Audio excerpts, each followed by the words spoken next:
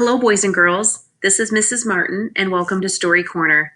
I am very excited today to share with you the conclusion to the story, Tales of the Fourth Grade Nothing. We will be sharing chapter 10 today, the final chapter, titled Dribble. I will never forget Friday, May 10th. It's the most important day of my life. It didn't start out that way. It started out ordinary. I went to school, I ate my lunch, I had gym, and then I walked home from school with Jimmy Fargo. We planned to meet at our special rock in the park as soon as we changed our clothes. In the elevator, I told Henry I was glad summer was coming. Henry said he was glad too. When I got out at my floor, I walked down the hall and opened the door to my apartment. I took off my jacket and hung it in the closet. I put my books on the hall table next to my mother's purse. I went straight to my room to change my clothes and check Dribble. The first thing I noticed was my chain latch. It was unhooked. My bedroom door was open, and there was a chair smack in the middle of my doorway. I nearly tumbled over it. I ran to my dresser to check Dribble. He wasn't there. His bowl with the rocks and water was there, but Dribble was gone. I got really scared. I thought maybe he died while I was at school and I didn't know about it. So I rushed into the kitchen and hollered, "Mom, where's Dribble?" My mother was baking something. My brother sat on the kitchen floor, banging pots and pans together. "Be quiet," I yelled at Fudge. "I can't hear anything with all that noise." "What did you say, Peter?" my mother asked me. "I said I can't find Dribble. Where is he?"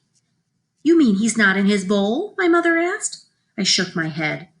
"Oh dear," my mother said. "I hope he's not crawling around somewhere. You know I don't like the way he smells. I'm going to have a look in the bedrooms. You check in here, Peter." My mother hurried off. I looked at my brother. He was smiling. "Fudge, do you know where Dribble is?" I asked. Fudge kept smiling. "Did you take him? Did you, Fudge?" I asked, not very calmly.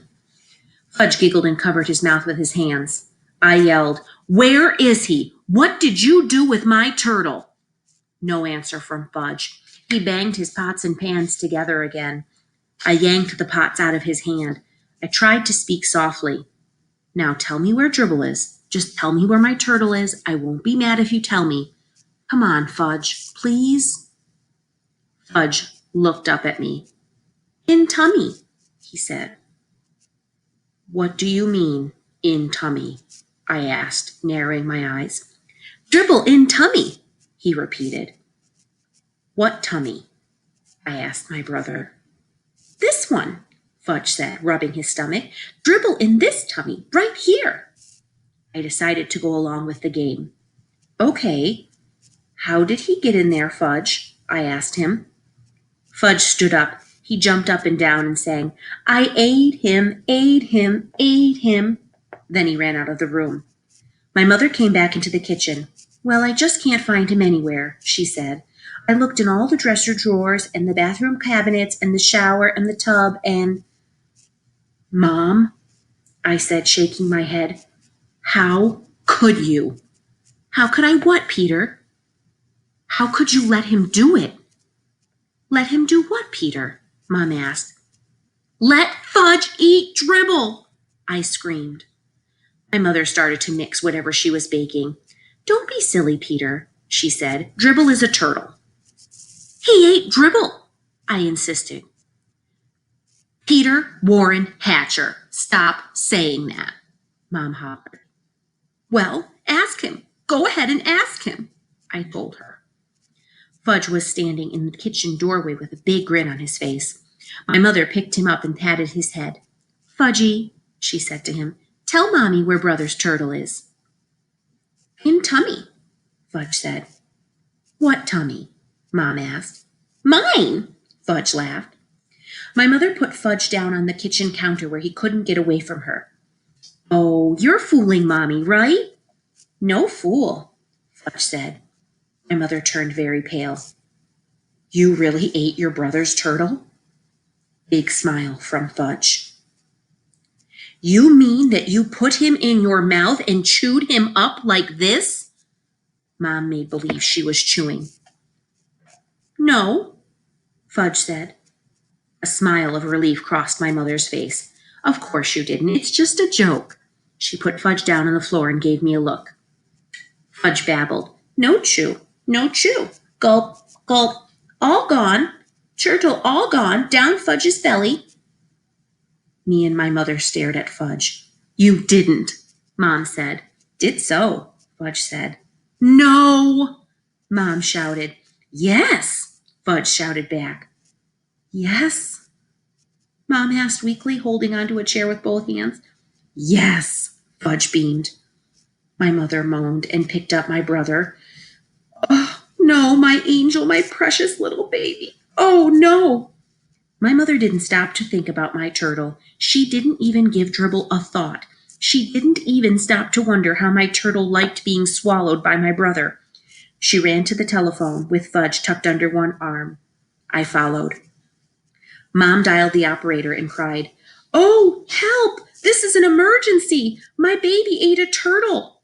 Stop that laughing, my mother told the operator. Send an ambulance right away, 25th West 68th Street. Mom hung up. She didn't look too well. Tears were running down her face. She put Fudge down on the floor. I couldn't understand why she was so upset. Fudge seemed fine. Help me, Peter, Mom begged. Get me blankets. I ran into my brother's room. I grabbed 2 blankets from Fudge's bed. He was following me around with that silly grin on his face. I felt like giving him a pinch. How could he stand there looking so happy when he had my turtle inside him? I delivered the blankets to my mother. She wrapped Fudge up in them and ran to the front door.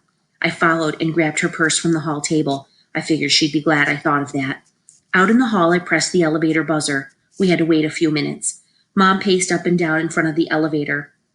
Fudge was cradled in her arms. He sucked his fingers and made that slurping noise I like, but all I could think of was Dribble. Finally, the elevator got to our floor. There were 3 people in it besides Henry. This is an emergency, Mom wailed. The ambulance is waiting downstairs. Please hurry. Yes, Mrs. Hatcher, of course, Henry said. I'll run her down just as fast as I can. No other stops.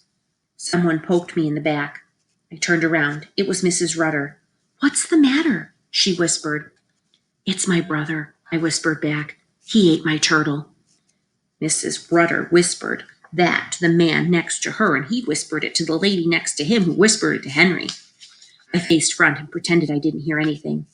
My mother turned around with Fudge in her arms and said, That's not funny, not funny at all. But Fudge said, Funny, funny, funny, funny, Fudgy. Everyone laughed. Everybody except my mother. The elevator door opened. 2 men dressed in white were waiting with a stretcher. This the baby? One of them asked. Yes, it is, Mom sobbed. Don't worry, lady. We'll get it. We'll be to the hospital in no time. Come on, Peter, my mother said, tugging at my sleeve. We're going to ride in the ambulance with Fudge. My mother and I climbed into the back of the blue ambulance. I was never in one before. It was neat. Fudge kneeled on a cot and peered out through the window. He waved at the crowd of people that had gathered on the sidewalk. One of the attendants sat in back with us. The other one was driving. What seems to be the trouble, lady? The attendant asked. This kid looks pretty healthy to me. He swallowed a turtle, my mother whispered. He did what? The attendant asked. Ate my turtle, that's what, I told him. My mother covered her face with her hanky and started to cry. Hey, Joe, the attendant called to the driver. Make it snappy. This one swallowed a turtle. That's not funny, Mom insisted. I didn't think so either, considering it was my turtle. We arrived at the back door of the hospital. Fudge was whisked away by 2 nurses. My mother ran after him. You wait here, young man, another nurse called to me, pointing to a bench. I sat down on the hard wooden bench. I didn't have anything to do. There weren't any books or magazines spread out like when I go to Dr. Cohn's office. So I watched the clock and read all the signs on the walls. I found out I was in the emergency section of the hospital. After a while, the nurse came back. She gave me some paper and crayons. Here you go. Be a good boy and draw some pictures. Your mother will be out soon. I wondered if she knew about Dribble, and that's why she was trying to be nice. I didn't feel like drawing any pictures. I wondered what they were doing to Fudge in there. Maybe he wasn't such a bad little guy after all. I remembered that Jimmy Spargo's little cousin once swallowed the most valuable rock from Jimmy's collection. And my mother told me that when I was little, I swallowed a quarter. Still, a quarter's not like a turtle. I watched the clock on the wall for an hour and 10 minutes. Then a door opened and my mother stepped out with Dr. Cohn. I was surprised to see him. I didn't know he worked in the hospital. "Hello, Peter," he said. "Hello, Dr. Cohn. Did you get my turtle?" "Not yet, Peter," he said, "but I do have something to show you. Here are some x-rays of your brother." I studied the x-rays as Dr. Cohn pointed things out to me. "You see," he said, "there's your turtle, right there." I looked hard. "Will Dribble be in there forever?" I asked. "No, definitely not. We'll get him out. We gave Fudge some medicine already. That should do the trick nicely." "What kind of medicine?" I asked. "What trick?" "Castor oil, Peter," my mother said. "Fudge took castor oil, and milk of magnesia, and prune juice, lots of that.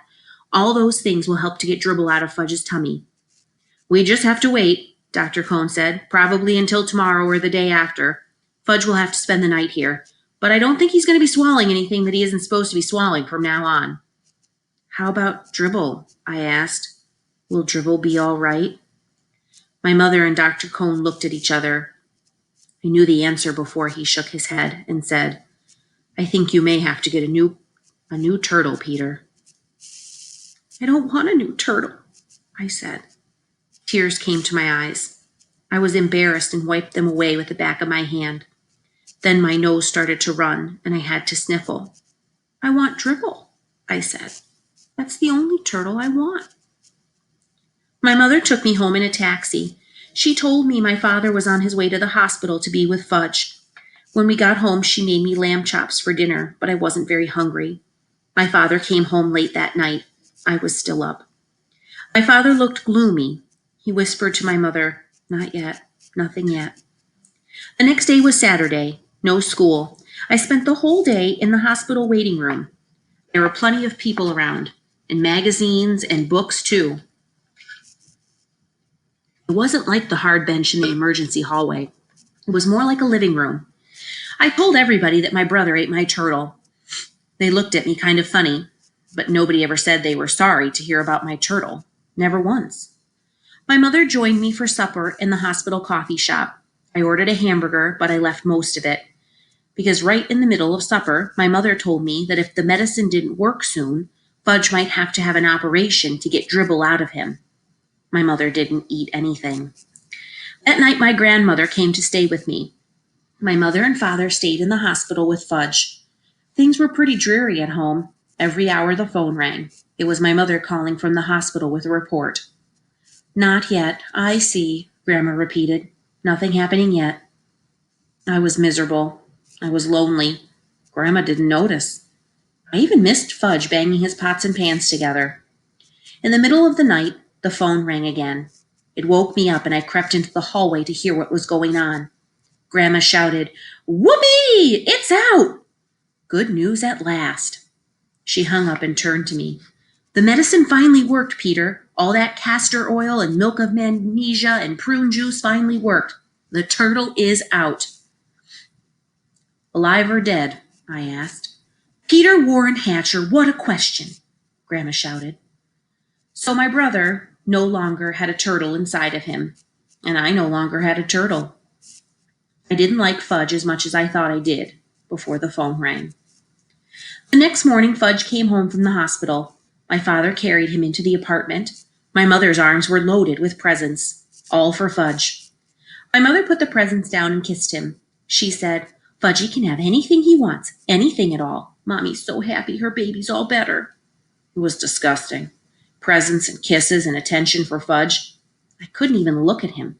He was having fun. He probably wasn't even sorry he ate my turtle. That night, my father came home with the biggest box of all.